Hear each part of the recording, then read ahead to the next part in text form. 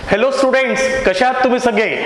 अगर आप मेरी बात करोगे तो मैं बिल्कुल ठीक ठाक हूं, ऐसा ही बोलूंगा। आज भी थोड़ा सा नर्वस हूं इस बात को लेके कि इस साल हम गंधेज कॉमर्स क्लासेस में हमारे गणेश जी नहीं बिठा पाए। अच्छा, गणेश जी मेरे घर पे बैठे थे, लेकिन हमारे ही फैमिली में से कोई तो भी टपक गया, जिसकी वजह से वो गणेश जी भी उठ गए। तो मेरे ख्याल से तो हमारा 2020 जिसको हमने बहुत खुशी से वेलकम किया था, वो ऐसा ही होने वाला है। सुनने में मेरे ख्याल से 2020 बहुत अच्छा लगता है ईयर, और बोलते समय बोल भी दिया हमने हैप्पी न्यू ईयर, वेलकम वगैरह 2020, लेकिन वो हैप्पी न्यू ईयर का बहुत ही जल्द बनने वाला है, क्या बैड ईयर बन चुका है ना। तो भगवान करे 2021 हमारे लिए आए और अच्छे से आए, 2020 जैसा नहीं आए। ठीक है, तो चलो कंटिन्यू करते हैं हमारे टॉपिक को, जिसका नाम है डिसोल्यूशन ऑफ पार्टनरशिप फॉर्म। अच्छा, डिसोल्यूशन के लास्ट लेक्चर में मेरे ख्याल से मैंने बहुत बड़ा वाला गेम दे दिया था कि लास्ट लेक्चर के लास्ट क्वेश्चन में, बोले तो क्वेश्चन नंबर 6 में मैंने दो एडजस्टमेंट जो पेज के पिछले साइड में थी वो मैंने देखी नहीं थी। तो मेरे ख्याल से उस गलती को आपने सुधारा होगा, या नहीं भी सुधारा होगा तो उसे इग्नोर किया होगा। उसमें से एक तो क्रेडिटर वाली एडजस्टमेंट तो बिल्कुल पंचड है, वो आपको पता है क्या करना है। हाँ, जो वर्क्समैन कॉम्पेंसेशन वाली एडजस्टमेंट है वो मैं समझा के देता। सही है? हाँ, अब उसका मतलब क्या है सुनो। वर्क्समैन कॉम्पेंसेशन लिखा है एडजस्टमेंट नंबर 8 क्वेश्चन नंबर 6 की, क्वेश्चन नंबर 6 की। ये रूलिंग मैंने क्वेश्चन नंबर 7 के लिए करके रखा है। आप देखिए क्वेश्चन नंबर 6, क्वेश्चन नंबर 6 में मेरे ख्याल से मैंने एडजस्टमेंट नंबर 8 नहीं सॉल्व की थी, जिसमें लिखा था liability towards workmen compensation fund is estimated 3000 and has to be paid off. ठीक है यार। अच्छा चलो, मुझे बताइए, अगर मुझे वर्क्समैन कॉम्पेंसेशन नाम की चोट लगी है, मेरे फैक्ट्री में किसी तो भी वर्कर का एक्सीडेंट हो गया, और एक्सीडेंट होने की वजह से मुझे उसे 3000 रुपए देने पड़ेंगे। अच्छा, 3000 रुपए देने पड़ेंगे, तो 3000 रुपए देने पड़ेंगे मेरे लिए चोट है, बोले तो एक्सपेंस है। एक्सपेंस है तो एक्सपेंस के तौर पे मैं वर्क्समैन कॉम्पेंसेशन अकाउंट को मारूंगा debit, which is a nominal account by ₹3000। अच्छा, वर्क्समैन कॉम्पेंसेशन दे डाला बोले तो मैं कैश को मारूंगा credit, because cash goes out. सही है, कैश को मारूंगा क्रेडिट 3000। सही है। अच्छा, लेकिन मुझे एक बात बताइए,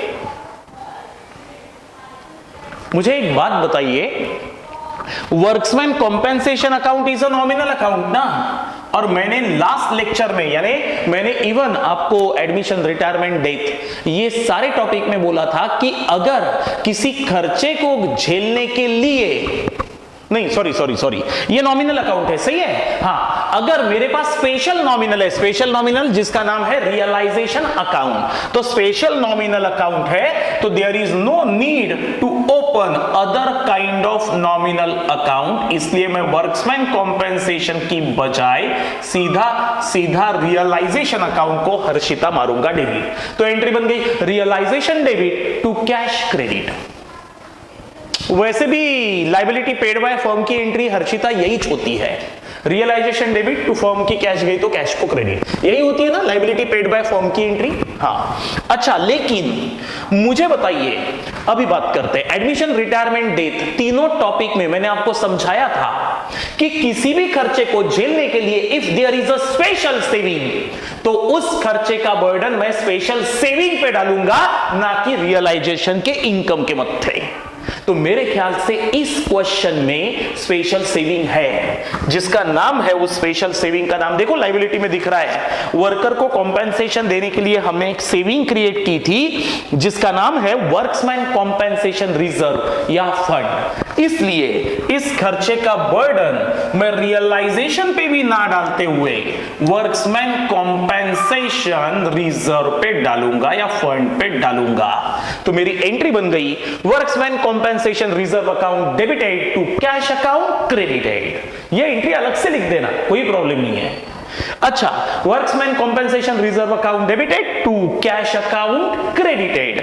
तो कैश गई कैश के क्रेडिट में, लेकिन रियलाइजेशन के डेबिट में नहीं, रियलाइजेशन के क्रेडिट में इनकम रहती, और वर्क्समैन कॉम्पेंसेशन दिया, इस चोट का बर्डन रियलाइजेशन के डेबिट में ही आता था अगर पहले वाली एंट्री होती थी रियलाइजेशन टू कैश। लेकिन मैंने क्या बोला, when there is a special saving, ऐसे खर्चों को झेलने के लिए हमने एक सेविंग बना के रखी है, एक डिब्बे में सेविंग की थी। ध्रुव शारदा, ये तेरे घर के बाथरूम का डिब्बा नहीं है, ये वर्क्समैन कॉम्पेंसेशन रिजर्व का डिब्बा है। तो वर्क्समैन कॉम्पेंसेशन रिजर्व। साक्षी, इस डिब्बे में आयुषी हमने क्या किया था, पैसे सेव करके रखे थे। It has a credit balance. देखो बड़ा कितने का क्रेडिट बैलेंस है, डिब्बे में पैसे पड़े हुए हैं 5250 रुपए, 5250। सही है। अच्छा, 5250 रुपए पड़े हुए हैं। ये क्लास वर्क कैटेगरी का क्वेश्चन नंबर 6 है। मैं फिर से बता रहा हूं, जो छूट गया था एडजस्टमेंट। हाँ, अब मैंने वर्क्समैन कॉम्पेंसेशन रिजर्व को मारा डेबिट, तो मार देते डेबिट, यानी इस खर्चे का बर्डन सबसे पहले मैंने सेविंग के ऊपर डाला, ना कि रियलाइजेशन इनकम के ऊपर डाला। अच्छा, सेविंग कितनी की थी वर्कर को कॉम्पेंसेशन देने की? 5250 की। वर्कर को कॉम्पेंसेशन कितना देना पड़ेगा? 3000। तो सेविंग बची कितनी? 2250 की। It has a credit balance. तो बची हुई 2250 की सेविंग मैं डिस्ट्रीब्यूट कर दूंगा तीनों पार्टनर्स में, जो भी आपके रहे होंगे। 3 पार्टनर्स कौन कौन से थे? PQR, उनके प्रॉफिट शेयरिंग रेशो में ये सेविंग मैं बांट दूंगा, और वर्क्समैन कॉम्पेंसेशन रिजर्व अकाउंट हो जाएगा क्लोज। एंट्री क्या होंगी हर्षिता? वर्क्समैन कॉम्पेंसेशन रिजर्व को है क्रेडिट बैलेंस, मैं मारूंगा डेबिट, पार्टनर्स को क्रेडिट। समझा? पेबल है ना, पार्टनर्स को पेबल है तो क्रेडिट। अच्छा सर, इसका डेबिट इफेक्ट चला गया, कैश गई, कैश के क्रेडिट में लिख देना वर्क्समैन कॉम्पेंसेशन रिजर्व, या वर्क्समैन कॉम्पेंसेशन के नाम से लिख दो, पैसा दे दिया भाई। समझा? हाँ, तो ये ट्रीटमेंट रहेगी। आप इसको करेक्शन कर लेना, आपके क्लास वर्क वाले इसमें, नहीं तो होमवर्क वाले इसमें कर लेना। चलो हम आगे बढ़ते हैं, अभी इसको साइड में रखते हैं। आ जाइए आज के क्वेश्चन में, क्वेश्चन नंबर 7 में। क्वेश्चन नंबर 7 में देखिए दिया हुआ है, आज का क्वेश्चन खास करके करंट अकाउंट को लेके रहेगा। करंट अकाउंट क्वेश्चन में दिया है, Ram Lakhan were partner sharing profit and losses in the ratio 3:2। ठीक है, this is my question number 7। Ram Lakhan 2 partners हैं, और आप बैलेंस शीट का थोबड़ा देखिए ध्रुव, बैलेंस शीट में दिख रहा है राम का कैपिटल अकाउंट और राम का करंट अकाउंट भी दिख रहा है। जब भी करंट अकाउंट रहेगा, मैंने बोला था all the transaction with the partner should be recorded through a current account first. तो आज सारे ट्रांजैक्शन, पार्टनर असेट लेके भागा, पार्टनर ने लायबिलिटी लौटाने की जिम्मेदारी उठाई, इन सारे ट्रांजैक्शंस को आज हम कैपिटल अकाउंट के थ्रू नहीं, करंट अकाउंट के थ्रू रिकॉर्ड करेंगे। ठीक है, चलो ठीक है। तो ये रहा पार्टनर्स का करंट अकाउंट और ये रहा पार्टनर्स का कैपिटल अकाउंट। क्लियर? आगे अब सबसे पहले देयर बैलेंस शीट आपको दी है, नीचे लिखा है the firm was dissolve on the above date and the assets realised as under. Stock बिक गया 75,000 में, डेटर्स से रिकवरी हुई 37,500, प्लांट बिक गया 1,20,000 में और बिल्डिंग बिक गई 3 लाख में। Sale by whom? Sale by firm. आगे Ram agreed to pay off the bills payable. Ram ने जिम्मेदारी उठाई कि भाई बिल्स पेबल का पैसा मैं दे दूंगा, लेकिन लायबिलिटी तेरी थोड़ी थी, लायबिलिटी तो भाई मेरी थी, मुझे देनी थी। मुझे बोले तो मैं फर्म को देनी थी, तू फिलहाल दे दे, मैं तेरे को दे दूंगा, बात एक ही है। आगे creditors were paid off 1,20,000, paid by whom? Paid by firm. आगे डिसोल्यूशन एक्सपेंसेस वेयर 7,500 रुपए डिसोल्यूशन के खर्चे दिए गए। ठीक है, paid by firm. Prepare realisation account, current account, capital account, bank account या कैश अकाउंट। ये रहा bank oblique cash. Bank balance दिया है कि कैश बैलेंस देख लो एक बार। ठीक है, शुरू करते। सबसे पहले असेट साइड में transfer all assets to realisation account. Asset को रहता डेबिट, मैं मारूंगा क्रेडिट, रियलाइजेशन को मारूंगा डेबिट। तो लिखूंगा रियलाइजेशन अकाउंट के डेबिट में टू ऑल असेट्स के नाम से।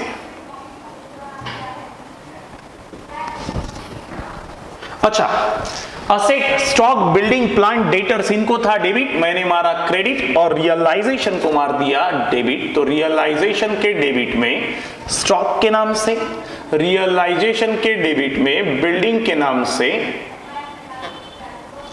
उसके बाद प्लांट, रियलाइजेशन के डेबिट में प्लांट के नाम से और रियलाइजेशन के डेबिट में डेटर्स के नाम से। सही है। अच्छा, स्टॉक 82,500 लिख देता, 82,500। उसके बाद बिल्डिंग 3,75,000। उसके बाद प्लांट 1,50,000।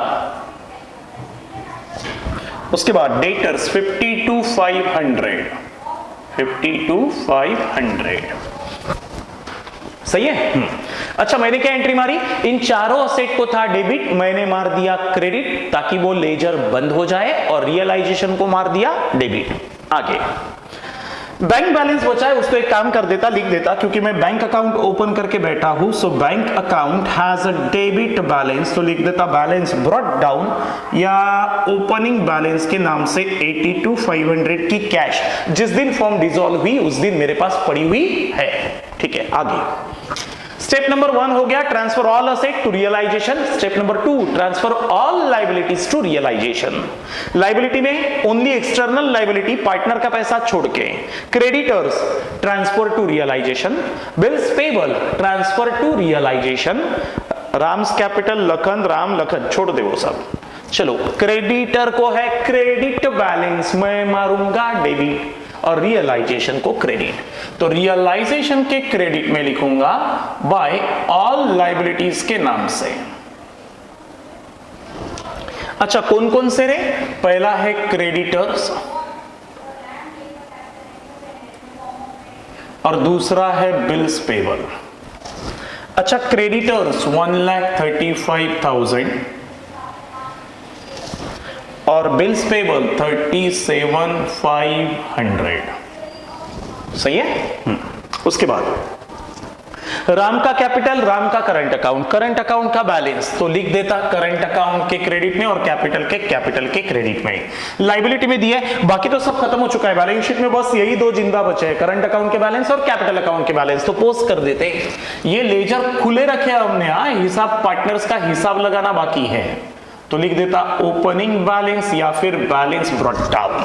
पहले करंट अकाउंट के लिखेंगे। ठीक है। करंट अकाउंट के राम का बैलेंस बता रहा है एंड राम का करंट अकाउंट क्रेडिट बैलेंस बता रहा है, जो बता रहा है 27,000 तेरे को पेबल है और लखन का बता रहा है 18,000 तेरे को पेबल है। सही है। उसके बाद कैपिटल अकाउंट के balances has a credit balance, again लिख देता ओपनिंग बैलेंस। राम तेरा कैपिटल धंधे में लगा हुआ, जो बता रहा है तेरे को 3 लाख रुपए पेबल है और लखन तुझे 2,25,000 रुपए पेबल है। हर्षिता, आप में से कोई बताएगा आज अगर क्वेश्चन में करंट अकाउंट दिया है, इसका मतलब क्या है? ये कौन सी मेथड है कैपिटल की? फिक्स कैपिटल मेथड की fluctuating capital method?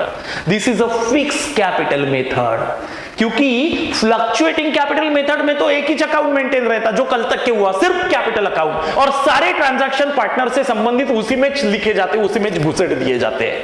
That's why it is fluctuating, यानी ओपनिंग बैलेंस रहता कुछ और, क्लोजिंग रहता कुछ और। And this is fix capital balance, ये फिक्स रहेंगे, ये फ्लक्चुएट होते रहेंगे करंट अकाउंट के। That's why it is fix capital method. ठीक है। चलो एक मिनट,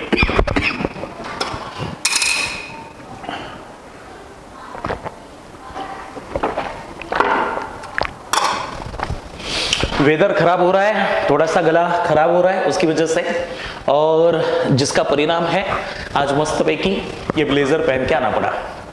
चलो, तो घर में मस्त पैकी आप समोसे खाइए, मैंने भी अभी समोसा खाया, मस्त पैकी भजिया खाइए, बारिश हो रही है, वेदर एक नंबर है। This is morning for me. आप तक के लेक्चर पहुंचेगा, मैं पहुंचूंगा, तब तक की इवनिंग हो जाएगी और उम्मीद करता हूं शाम को भी बारिश होगी। आप भजिया खाते खाते, चाय पीते पीते ताराचंद सर को मस्त पैकी देखेंगे, लेक्चर पढ़ेंगे। चलो कंटिन्यू करते हैं। अच्छा, करंट और कैपिटल अकाउंट के बैलेंसेस मैंने लिख दिए। उसके बाद स्टेप नंबर 1 हो गई, transfer all asset to realisation. Step number 2 भी हो गई, transfer all liabilities to realisation. Step number 3 sale of assets. ठीक है, इसको मिटा देता अभी, इसका कोई काम नहीं।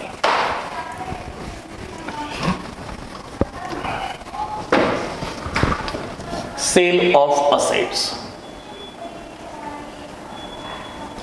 अच्छा, असेट बेचते समय कितनी पॉसिबिलिटी रहती है? वैसे 3, लेकिन फिलहाल 2 ही रखते हो, जगह नहीं है। पहली possibility, the asset may be sale by firm. ठीक है, the assets may be sale by firm. Firm asset को बेच डाले, और the assets may be sale by partner. नहीं, टेकन बाय पार्टनर। सेल क्या के लिए बाबा? फर्म की असेट है, टेकन बाय पार्टनर। अच्छा, फर्म ने असेट को बेच डाला, ये ले असेट ले, पैसा दे, तो मैं कहूंगा मेरे पास कैश आएगी। सो कैश कम्स इन, तो कैश अकाउंट को मैं मारूंगा डेबिट, और असेट गोज आउट, सो असेट को मारूंगा क्रेडिट। लेकिन असेट की बजाय मैं रियलाइजेशन अकाउंट को मारूंगा क्रेडिट। सही है? उसके बाद अच्छा, असेट बेची, कौन कौन सी असेट बिक गई? मेरे पास थी कितनी? 1 2 3 4। ठीक है, यहां क्या हुआ असेट का देख लेते हैं। स्टॉक। अच्छा, इसकी भी एंट्री लिख के रख देता ना। अगर पार्टनर लेके गया असेट फर्म की, बोले मैं घर में वापरूंगा, तो वापर भाई, पैसे निकाल। पैसे निकाल तो पैसे कैश नहीं मिलेगी, वो बोलेगा हिसाब से काट लो, तो मैं बोलूंगा ये पार्टनर तेरे से पैसा रिसीवेबल है, दैट्स व्हाई पार्टनर के कैपिटल अकाउंट को नहीं, आज करंट अकाउंट को डेबिट मारूंगा, क्योंकि करंट अकाउंट है ना, तो all the transaction should be recorded through current account. हाँ, तो पार्टनर्स का करंट अकाउंट को मारूंगा क्रेडिट, असेट गई, असेट की बजाय रियलाइजेशन अकाउंट को मारूंगा क्रेडिट। सही है? चलो आगे। स्टॉक 75 में बिक गया, डेटर 37,500 में बिक गया। देन प्लांट, सारी असेट तो फर्म में ने बेच डाली यार, all asset sell by firm ही चाहिए, इसको गोली मार, चल लिख देता। स्टॉक फर्म ने बेच डाला, कितने में बिक गया? 75,000। देन डेटर्स से रिकवरी हुई 37,500। उसके बाद प्लांट बेच के मिला 1,20,000। उसके बाद बिल्डिंग बेच के मिला 3 लाख।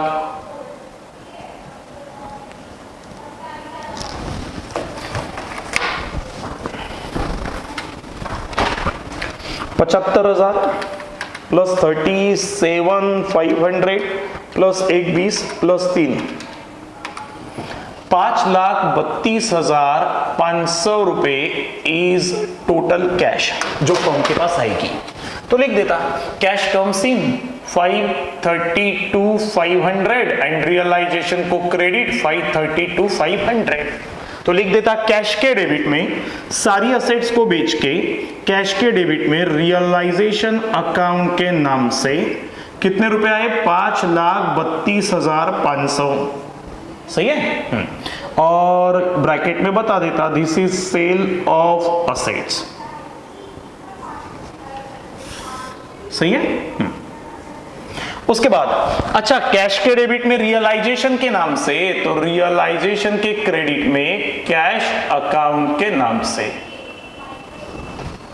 अच्छा, रियलाइजेशन के क्रेडिट में कैश के नाम से क्या क्या लिख देता? स्टॉक, उसके बाद डेटर्स, उसके बाद प्लांट, उसके बाद बिल्डिंग। स्टॉक 75,000, उसके बाद डेटर्स 37,500, उसके बाद प्लांट 1,20,000, उसके बाद बिल्डिंग 3 लाख। सही है? चलो आगे। अच्छा, असेट सारी की सारी बिक गई। अब बारी आती है लाइबिलिटीज रीपे करने की। कैश आई ना बे, कैश आई तो क्या सैटरडे नाइट मनाएंगे क्या, फर्म डिसॉल्व हो रही है ना, पहले लाइबिलिटी चुकती करेंगे, फिर पार्टनर राम लगन का पैसा लौटाएंगे, फिर सैटरडे नाइट। चलो लाइबिलिटीज, अब बारी आती है रीपेमेंट ऑफ लाइबिलिटीज की। Repayment of liabilities. Dhruv Sarda बीच बीच में लेक्चर नहीं देखता तू, मेरा ध्यान है पूरा। रीपेमेंट ऑफ लाइबिलिटीज सुन अच्छे से।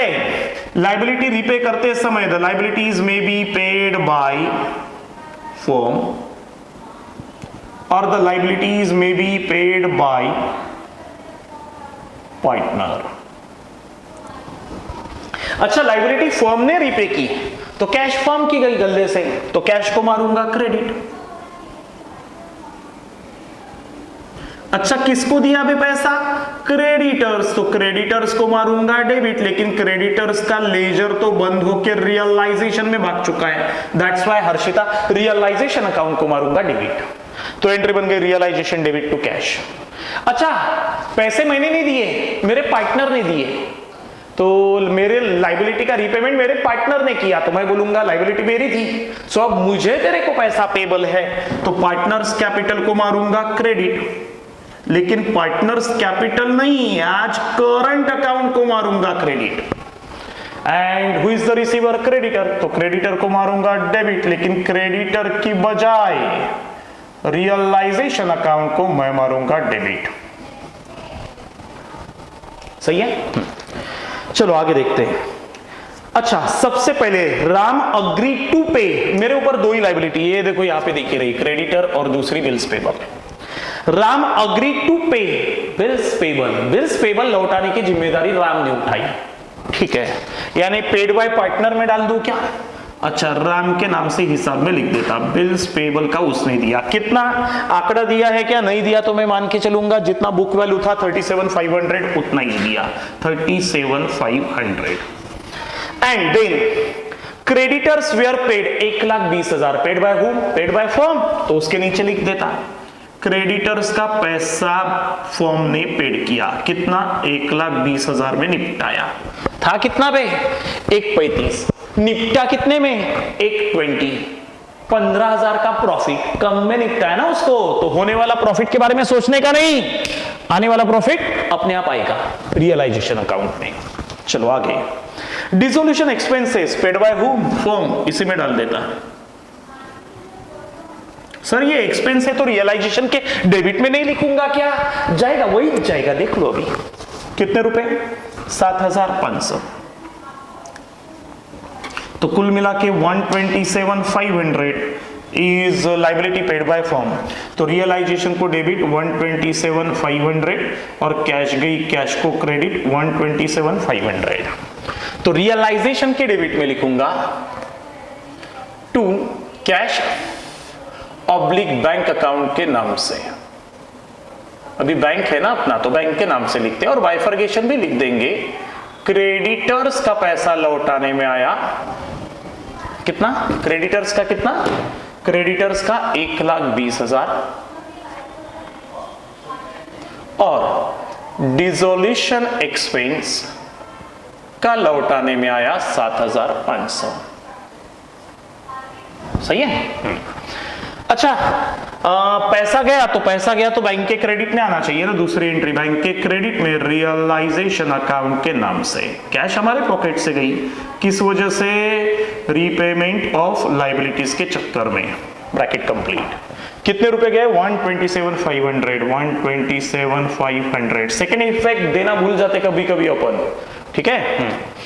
अच्छा, पार्टनर ने पैसा रीपे किया, तो मैं कहूंगा रियलाइजेशन को 37,500 से डेबिट और पार्टनर्स कैपिटल की बजाय राम्स करंट अकाउंट को 37,500 का क्रेडिट। सही है, तो लिख देता रियलाइजेशन के डेबिट में टू राम का कैपिटल अकाउंट नहीं, राम का करंट अकाउंट के नाम से 37,500 और ब्रैकेट में दिखा देता बिल्स पेबल का पेमेंट है भाई ये, और राम के क्रेडिट में यानी करंट अकाउंट में मैं लिखूंगा रियलाइजेशन अकाउंट के नाम से। तेरे को 27,000 तो पेबल था ही, अब तेरे को 37,500 भी पेबल है, क्योंकि मेरे क्रेडिटर्स का पैसा तूने दिया। सही है, चलो खत्म हो गया क्वेश्चन, सिंपल था, लेंदी नहीं था इतना। ठीक है, सबसे पहले रियलाइजेशन अकाउंट को क्लोज करेंगे। कुछ बचाए के देख लो भाई, लास्ट लेक्चर में बहुत बड़ा वाला गेम दे दिया था मैंने, कुछ बचाए के देख लेते हैं। कुछ भी बचा नहीं है। ठीक है, चलो आगे। तो सबसे पहले टोटलिंग करते हैं। Credit side, income side 135 plus 37,500 plus 75,000 plus 37,500 plus 1,20 plus 3, यानी 7,05,000 रुपए इनकम की टोटल। अच्छा, एक्सपेंस की टोटल 82,500 प्लस 375 प्लस 150, उसके बाद 52,500, 120, 7,500, 37,500। डेबिट साइड बढ़ी है 8,25,000 रुपए। एक्सपेंस वाली साइड बढ़ी है because realisation account is a special type of nominal account जिसके डेबिट में एक्सपेंस और क्रेडिट में इनकम। हाँ, लिखने का ढंग अलग है, आएगा इनकम या एक्सपेंस ही, लॉस ही, प्रॉफिट ही, लेकिन लिखने का ढंग अलग है because this is a special nominal account, so treatment भी स्पेशल रहेगी। ठीक है, 825 माइनस 7,05,000, 1,20,000 रुपए का आया लॉस। अच्छा, ये जो लॉस है लिख देता बाय लॉस ऑन रियलाइजेशन। अच्छा, किस किस में बटेगा? राम और लखन। लेकिन सर कैपिटल अकाउंट की करंट अकाउंट आ जाएगा करंट अकाउंट में। 1,20,000 डिवाइडेड बाय 3:2, 5 टुकड़े, एक टुकड़ा 24,000, 24,000 इंटू 3, 72,000 का लॉस झेलेगा राम और 48,000 रुपए का लॉस झेलेगा लखन। सही है, लॉस है तो क्या बोलूं, पार्टनर्स को पेबल की पार्टनर से रिसीवेबल। रिसीवेबल तो लिखूंगा डेबिट साइड में रियलाइजेशन अकाउंट के नाम से। ये क्या है? लॉस है, लॉस। सही है। अच्छा, राम तेरे से 72,000 रिसीवेबल है और लखन तेरे से 48,000 रिसीवेबल है। क्लियर?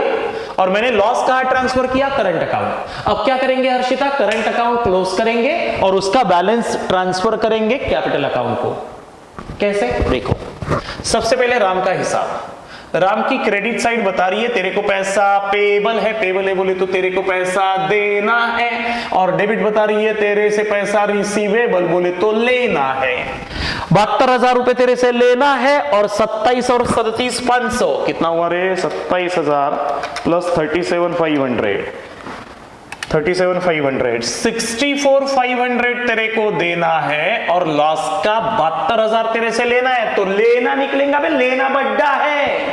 तो कल यही गड़बड़ कर दी थी फिर से अपन ने, 72,000 लेना निकला और इधर कितना था? 64,500। ठीक है, माइनस कर देता 72,000, तो 7,500 का डिफरेंस आया and this is net receivable. This balance should be transfer to partner का capital account. So capital account को कर दूंगा ट्रांसफर। सर ऐसा क्यों? अरे क्योंकि यार करंट अकाउंट क्या बता रहा है कि राम तेरे को पेबल है 62, कितना था रे भाई? 62 समथिंग समथिंग समथिंग समथिंग 64,500 तेरे को देना था और 72,000 तेरे से लेना था, तो नेट रिसीवेबल बचा ना तेरे से कितना? 7,500 नेट रिसीवेबल निकला। तो इतना पैसा तेरे से मंगवाना है। अच्छा, मंगवाना है और इधर 3 लाख देना भी है, तो काय के लिए मंगवाते? इसी में से काट लो ना, फिर जो बचेगा वो दे देंगे हर्षिता। हाँ, तो this balance should be transfer to. अच्छा, पार्टनर्स करंट अकाउंट के क्रेडिट में कैपिटल के नाम से, तो कैपिटल के डेबिट में पार्टनर्स पार्टनर्स का लिखो, सीधा लिखता करंट अकाउंट के नाम से। 7,500 रुपए तेरे से रिसीवेबल है और तेरा लगा हुआ धंधे का 3 लाख का कैपिटल तेरे को पेबल है, तो तेरे को नेट पेबल कितना निकला? तो 3 लाख रुपए तेरे को पेबल था, 3 लाख माइनस 7,500 माइनस 7,500 292,500 तेरे को नेट पेबल निकला, जो हम पेड कर देंगे क्योंकि दुकानदारी बंद होने वाली है। ले रे भाई पैसा राम। तो Ram is the receiver, Ram के डेबिट में बैंक के नाम से, बैंक के क्रेडिट में राम का कैपिटल लौटाया 292,500।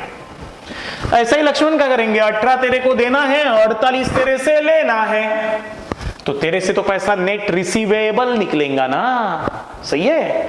अच्छा, नेट रिसीवेबल निकलेगा, ठीक है।